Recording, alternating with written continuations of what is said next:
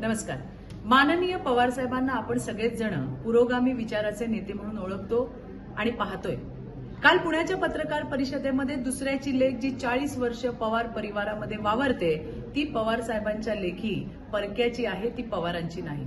कधीच मुलगा आणि मुलगीमध्ये भेदभाव न करणारे आदरणीय पवार साहेब यांनी काल मात्र सून आणि मुलगी याच्यामधला फरक त्या ठिकाणी केला आणि ते पुण्यामध्ये सगळ्यांनी त्या ठिकाणी पाहिलंय आणि ऐकलंय सुद्धा.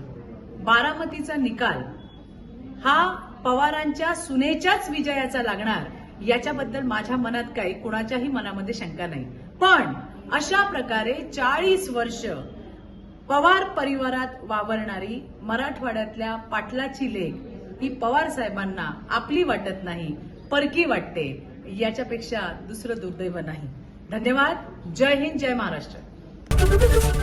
एबीपी माझा, उघडा डोळे बघा नीट.